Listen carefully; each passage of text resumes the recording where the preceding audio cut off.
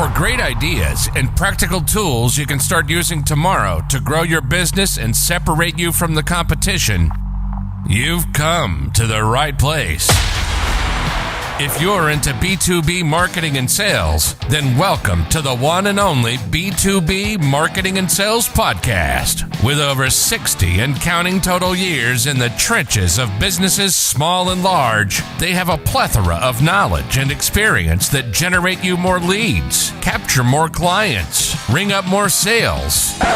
Well, doggone it, just make you more money. How about that? Always thought-provoking, yet dubiously entertaining. Please welcome to their respective microphones across 3 time zones, your co-ringmasters, the Dave Loomis, and not the rock star, Steve Miller. Hey everybody, it's Steve Miller, better known as Kelly's dad, marketing gunslinger. I usually just start laughing when I say that because I just think it's so funny that I have my conversation with my guest ahead of time, or with my compadre David Mayo Loomis, ahead of time, and we're always laughing before we start, and then I'm supposed to just stop and be very serious, and so it's very hard for me to do. But anyway, here we are, and yes, this is one of the episodes where either Dave is not with me today. I'm interviewing a really, really smart person. I'm not saying that she's smarter than Dave. Why am I getting? I'm getting a spam call. I'm not saying she's smarter than Dave, but she's definitely smarter than me. So that's all that really matters. I would like to introduce you to somebody that I've actually known for many years. Okay. Ruth King, Ruth, do you have any idea how long ago we met?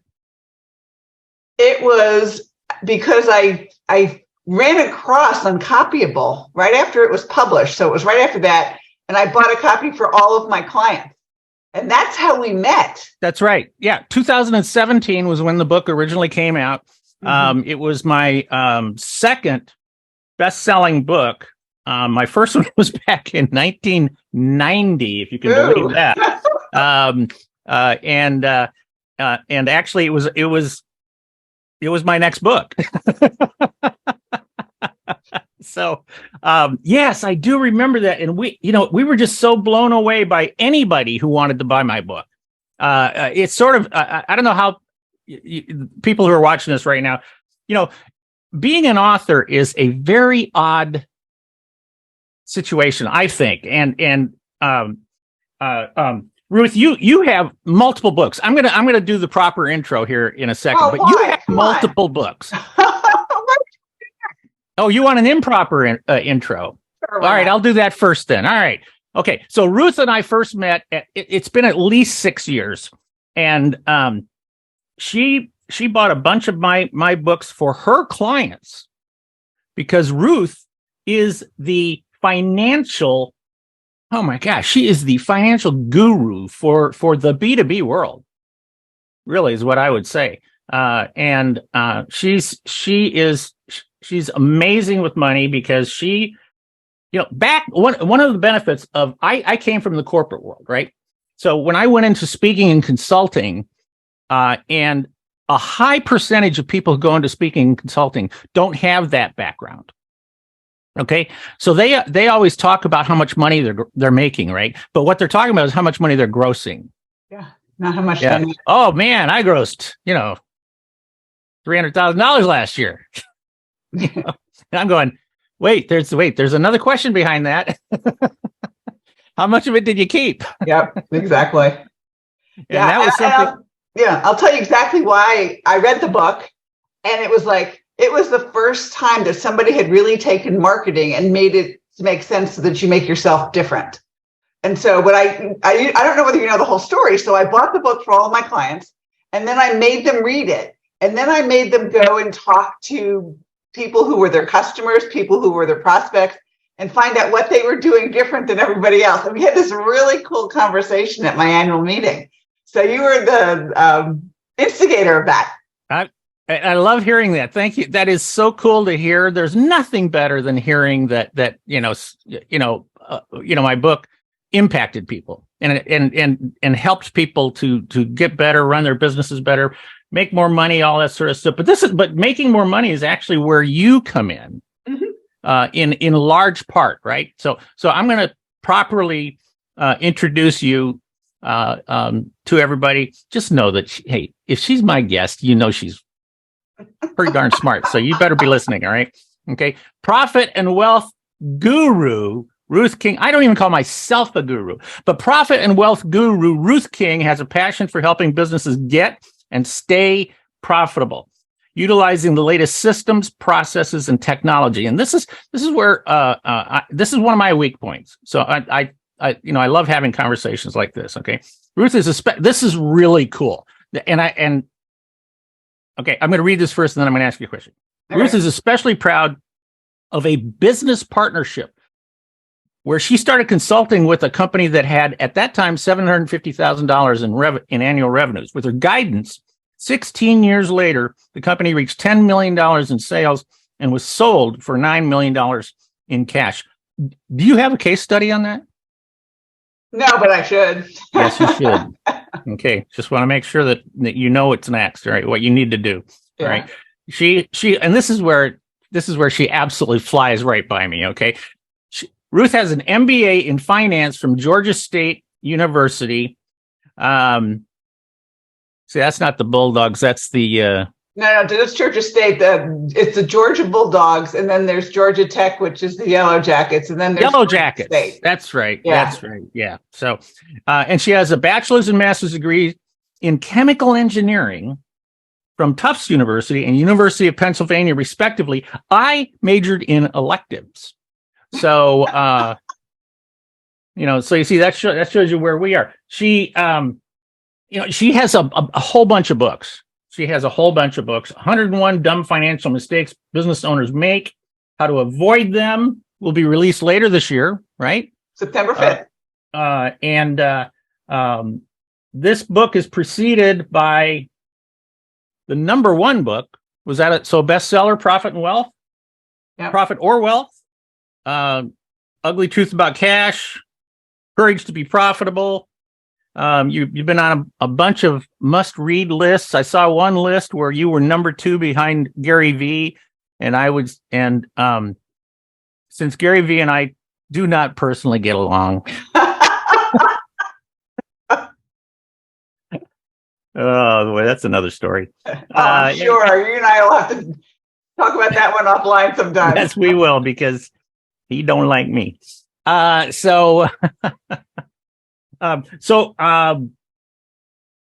also, you have a new product coming out very soon.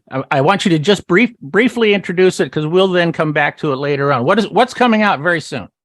It's called Financially Fit Business. Financiallyfit.business is the website, and you'll be able to enter your financial statements, click a button, and get your results in the good, the bad, and the ugly in less than 5 minutes. So there's no excuses about not looking at your financials anymore. You can do it in 5 minutes a month.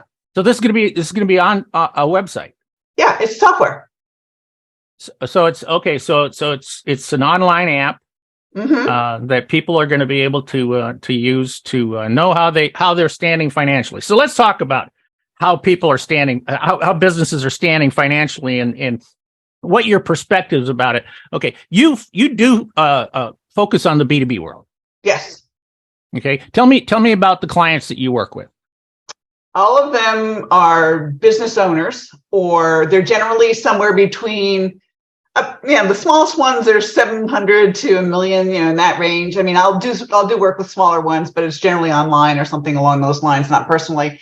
Up to about 30 or 40 billion are the biggest. I like the sweet spot for me is somewhere between 1 and 5 million. Okay, that's a lot like us in large part. I don't do face to face with anybody who's less than maybe 20 million or something like that. Mm-hmm. But and actually, right now, Kay might not even let you see me face to face. So she cut me off from speaking live a couple of years ago. So because I like working with the smaller companies. Yeah.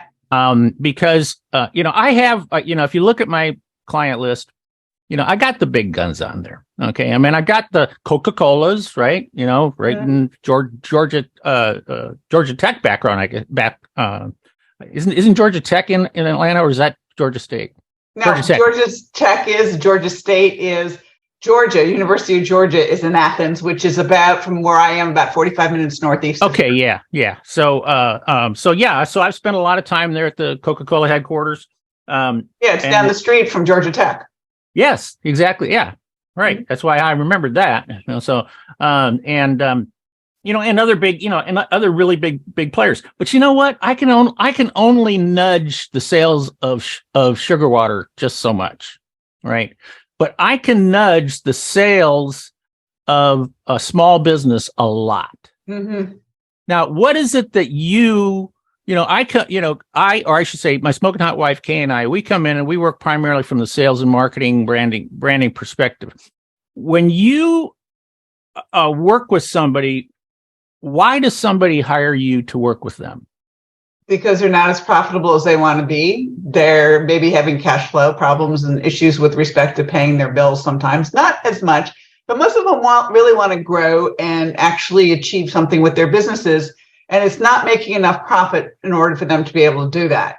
So, for example, if, the guys who I started with at 750,000, we took them because they had an idea. They didn't want to be in business forever, and they wanted to be out. So we grew it to a point where somebody would pay attention to them and they could walk away with $9 million in cash. I mean, that's a pretty good deal in 16 years.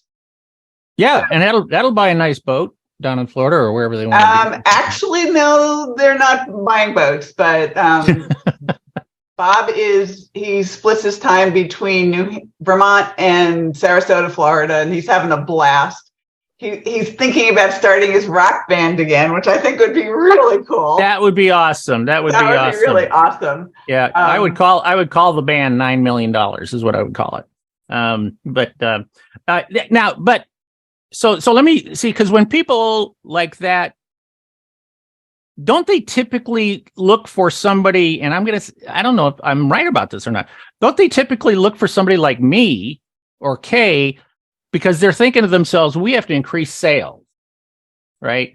We have to increase the number of customers that we're working with. So we need like lead generation, we need brand, we need this type of stuff, okay, to grow the business. But when they bring you in, it's more from the financial and the systems part. Am I correct about that? Yeah, it's very system oriented. I start at the bottom line. You start at the top line. Yeah. So I start with what I call their net profit per unit.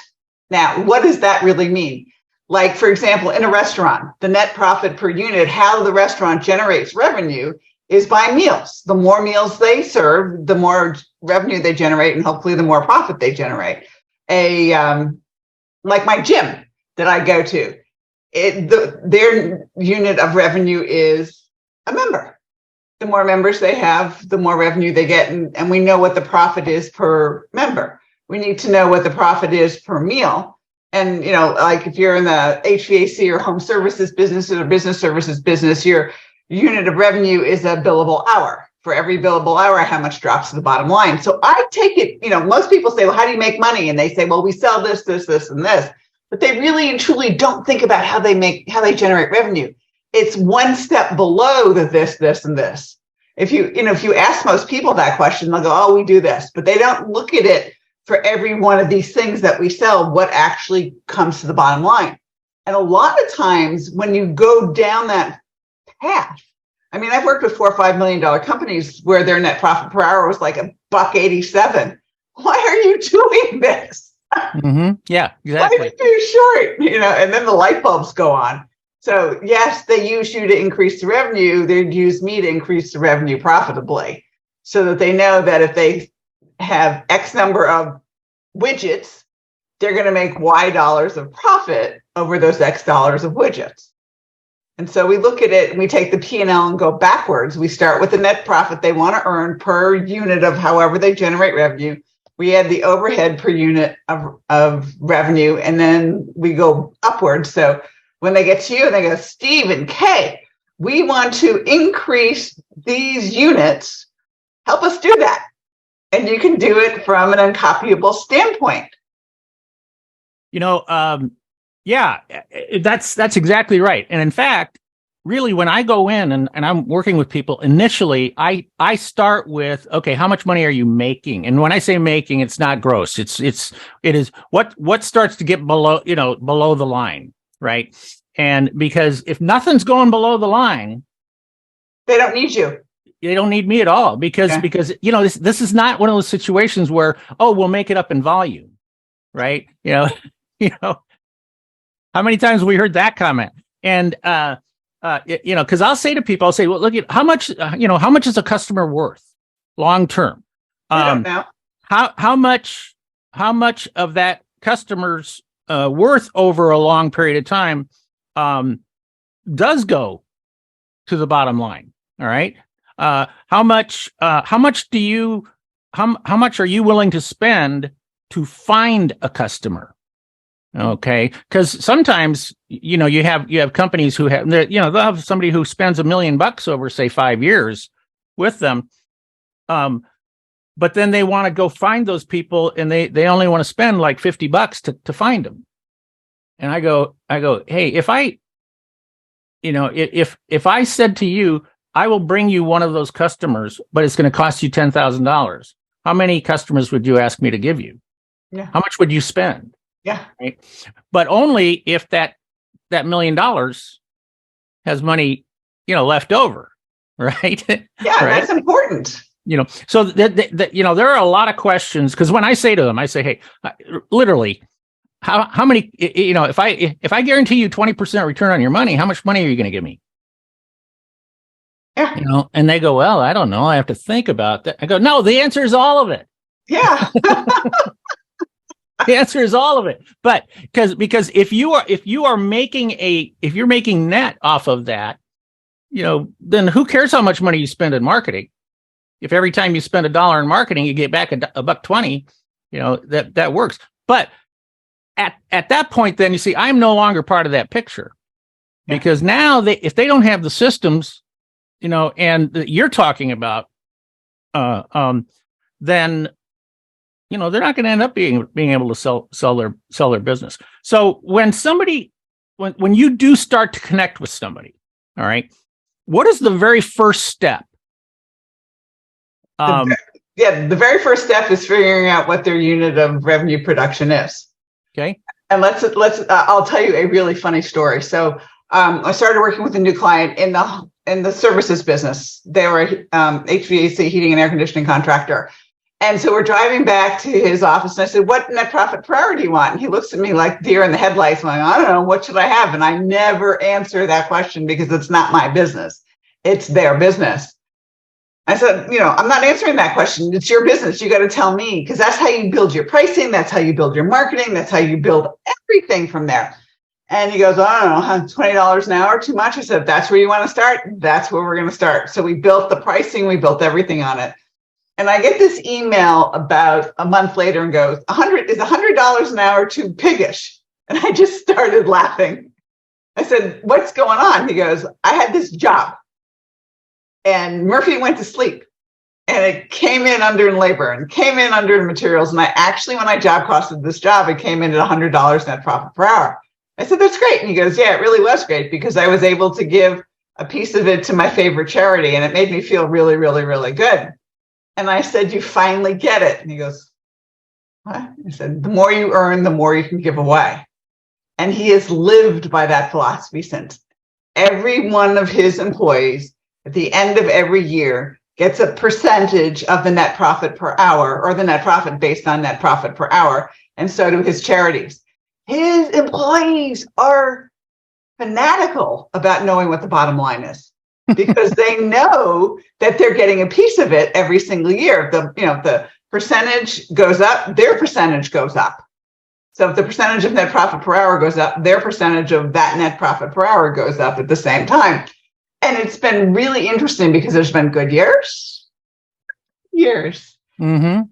But in all of the years, they get it and they work towards making the bad years better, which is the cool part about it, more so than anything else. And it's been fun to watch it over the years. And the thing that happened that we didn't think would happen is that he doesn't have to fire bad apples anymore. Guess who fires them? Each other. People. People fire them. Yeah, because they're affecting their pocketbook. Yeah, that's right. Yeah. Yeah. Saying you don't belong here, right? Yeah, goodbye. And they make their life miserable and they leave on their own. That's very cool. Now you mentioned pricing because you say okay, you start with what, like, let's start with we'll say okay, you want to make $100 per hour off of this, per unit or per box, or per unit or whatever, whether it's a product or service or something like that. All right, and that's where you start. That's right. All right, and then you work backwards from there Mm-hmm. To develop pricing. Yeah. Is that right? Yep. And part of pricing is marketing expense. Part of pricing is marketing expense. When you are in that kind of a conversation with somebody about the pricing and how you get to there, where does do you even think about, we can compete on pricing? No, because I don't want them to be the cheapest game in town. The thing that I loved about Uncopyable is we're here. We have the best value. We look it up for our moose, and then we don't worry about all the other crap. Excuse me for saying it that way, but that's the way I look at it. Is that we? Oh, okay. Look. You can't use language like that on here. You said crap. You say shit. Okay. That's fine. I've never said that word in the podcast ever, but I think it's funny you apologize for using the word crap. So, all right, yeah. So go on with that. What you're saying about price. All right, because I know if we price this way and they want $100 per unit, whatever the unit is, we're going to have to add the overhead cost to it. Then we're going to have to add the direct cost to it, and their pricing is going to come out higher than most other people's pricing. And so we have to find the people who appreciate value, who appreciate the fact that they're going to take care of them right the first time, or whatever it is that makes them uncopyable. All right. You can help them identify their moose. And if they haven't listened to your podcast before, they better listen to a previous one to know what a moose is. You know what a moose is. Yeah. And so, we have to find that moose, and the moose have to find meese. Is that right? I'm okay with that. Yeah. So that's where it comes in and say, okay, you can't compete on the bottom line here. You have to educate. You have to explain to the customer the value of what you provide and what's in it for them. And your moose will pay attention. Who cares about everybody else? That's why I talk about, when you ask me what I want to talk about, I want to talk about uncopyable financials, because we start at the bottom line. We go up. And we find they're going to be higher priced than their competition a lot of times. Go find the moose. And that's where you come in. Okay. Right. Yeah. Yeah. We go, we want to find moose who understand where value is clear, the decision is easy. Mm-hmm. Right. Which is one of my sayings. And that and my friend Dan Kennedy has another great line, and he said, if you can't be the lowest price, in the market, there is no competitive advantage for being the second lowest price. Yeah, I get it. He's a complete advocate of be the high price, yeah. but deliver a value where people say, oh, I got to have it. Yeah. I got to have it. Yeah, of course it makes complete sense to have to do that. So what you're looking for is a way to start from that beginning point. All right. Net profit per unit line. Net profit per unit line. And then happily meet, the marketing strategy, the competitive strategy, the differentiation and stuff like, and those things, so that you are attracting the right moose, Mhm. You're working with the right people. I mean, like I mean, obviously, you were working with this company that you sold for $9 million in cash. You worked with them for 16 years, right? Yeah. That's that. We in the business call that a long-term relationship. My longest client, who I started with in 1987, sold his business in December of 21. And I helped him sell it. It was time to go. You know what? That and we have clients, like that. That we have a client that has been with us for almost 30 years. Yeah. I also have a client, and this one you're gonna get a kick out of. I also have my current largest client has been a client of ours now for I think 7 years. But he knew me 25 years ago, and he watched me work with a trade association that he was part of, that he was actually chairman of the board for a few years. He watched me work with them, and he didn't hire me for 18 years. And I still just every time we're together, I go, why did it take you 18 years? What was his answer? He said, I don't know. He says, I was making money, but then one day I woke up and I thought, maybe Steve can help me make more money. Well, and we did. Good. But he's one of those guys that he understands the bottom line. He understands that whole below the line stuff, and he's just a pleasure to work with. As I'm sure a good percentage of the people that you worked with, are a pleasure to work with too. So, all right. So we're talking to people right now, and most of the people we're talking to are the moose that we're talking about. That's who that's who my listeners are, my BFFs.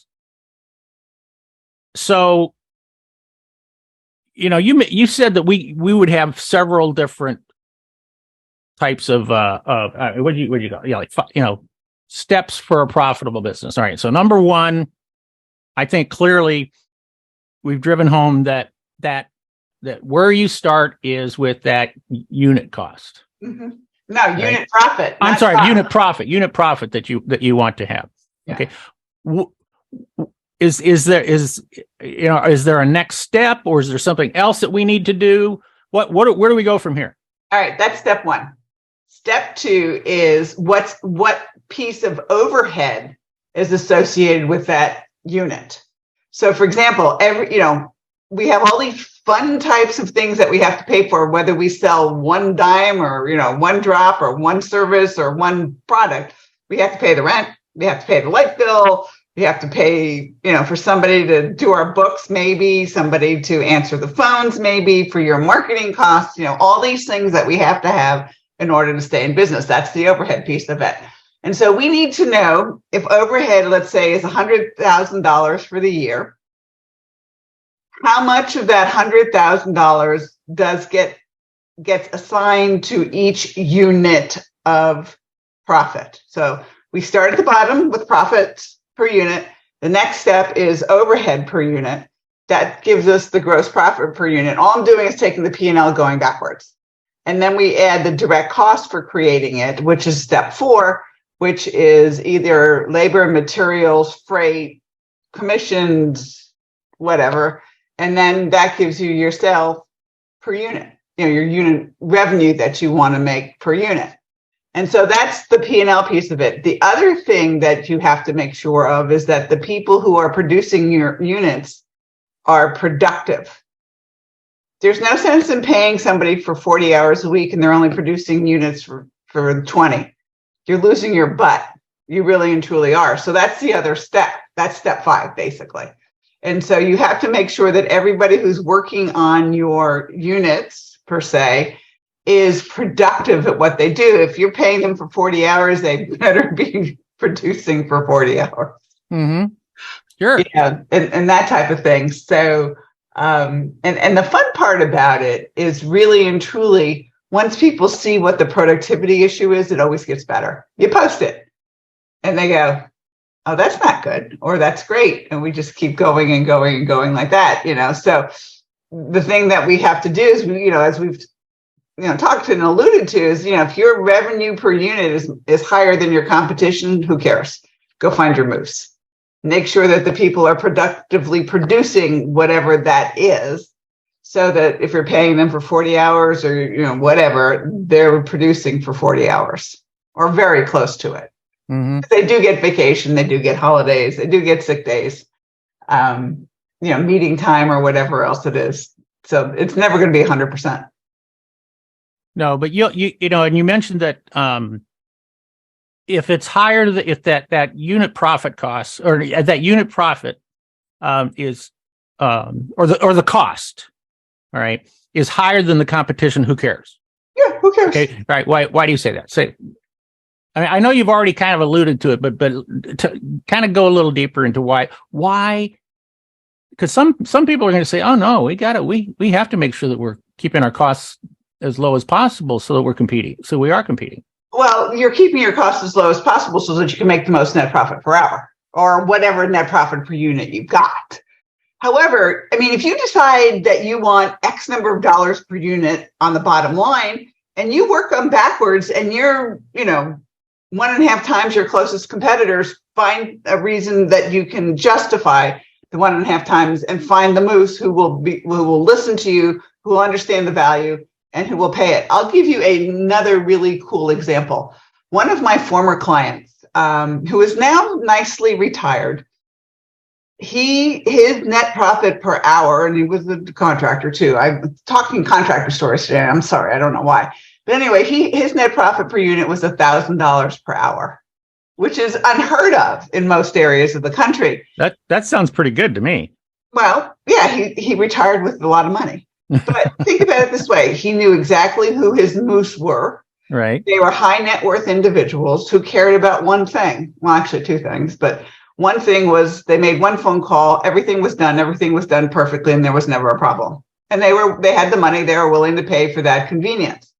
And a lot of them were celebrities, and they were in a situation where they wanted to be treated like humans. Mm-hmm. Taking pictures of, cell phones and selfies and all that sort of fun stuff.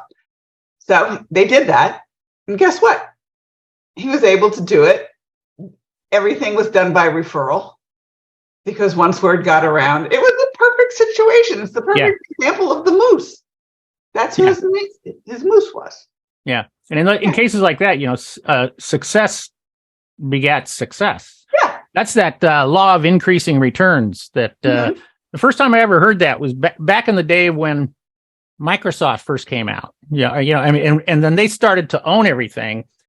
And then I heard about that law of increasing returns. I go, I like that law. Yeah, that's a cool law. I like that law because that's like self-referencing, it's a self-referencing situation.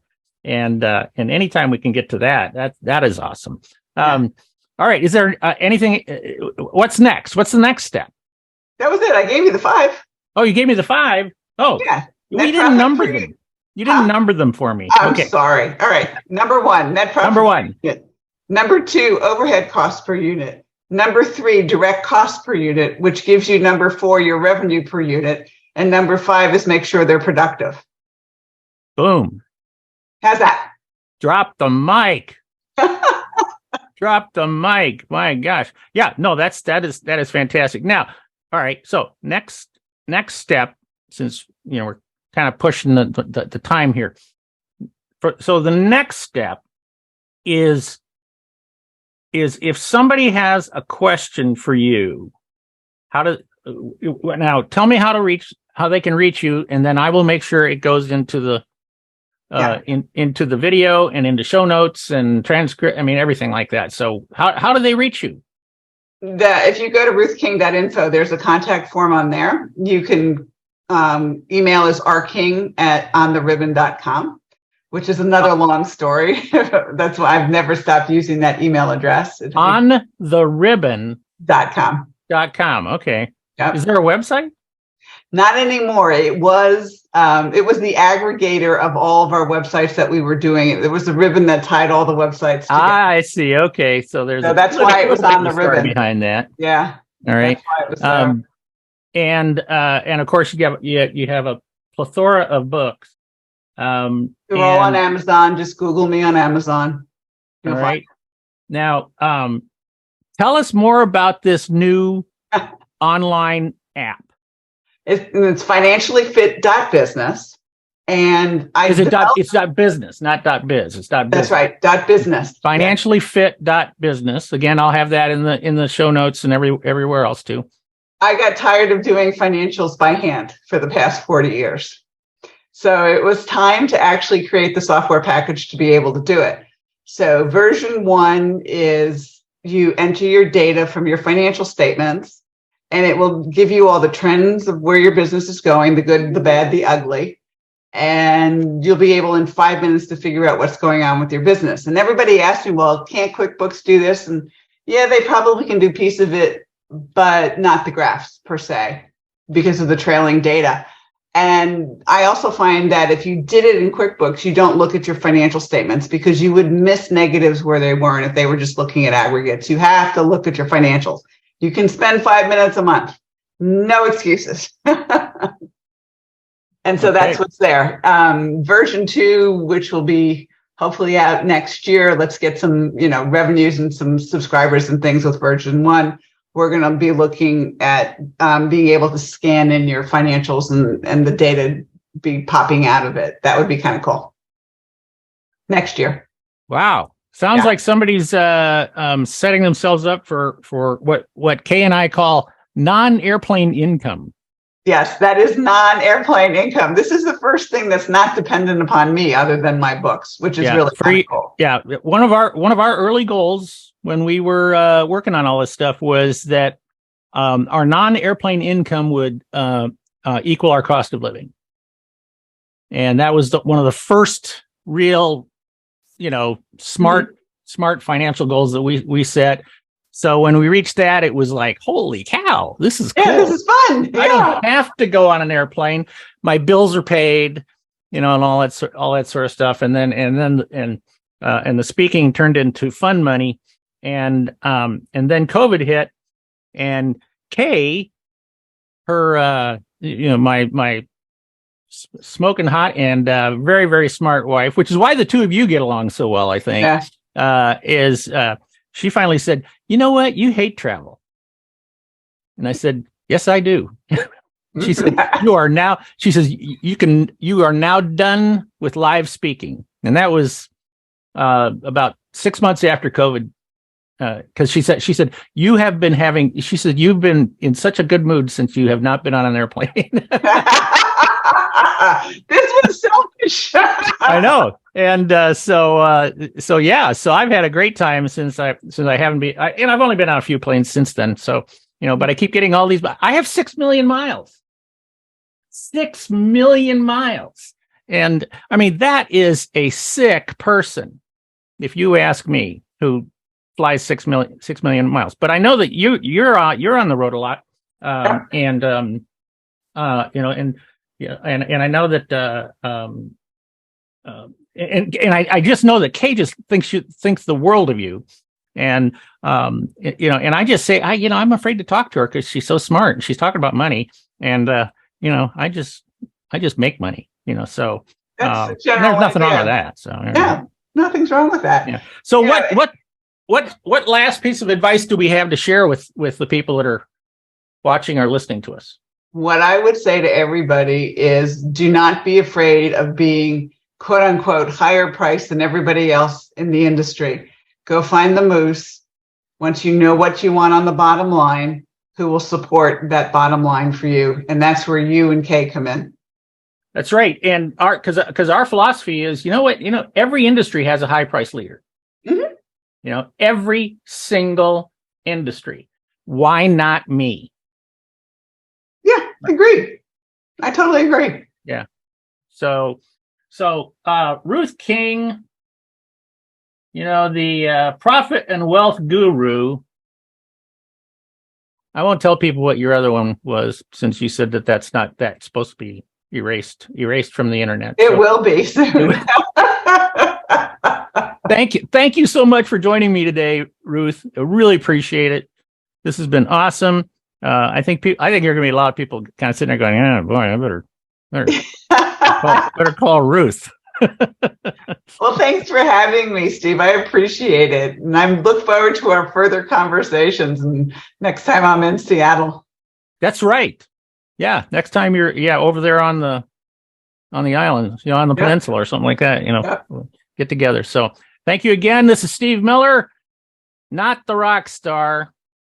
Kelly's dad, marketing gunslinger, husband of the smoking hot wife, Kay, who currently is on a mission in Guatemala, helping people who are far less, what's the word I'm looking for? Not as, they don't have the benefits that we have. And she's helping people right now. And that's awesome. So, and I'm not, and I don't have my partner, David Mayo Loomis, who is the author of this book. Marketing is everything we do. I always show his book on as often as I can because I want people to buy that. And we'll be back again next time with either me and David or me and somebody else or David and somebody else or some other combination. Who knows what's going to be. And as Dave always says, we always finish with bye-bye. Thank you for listening to another episode of the one and only B2B Marketing and Sales Podcast, the source for B2B marketing and sales insight. If you enjoyed the podcast, please be sure to subscribe and leave these old guys a 5-star rating. Check the show notes for any links and contact information. You can always contact us by going to b2bmarketingsalespodcast.com. Thank you, and keep on marketing, keep on selling.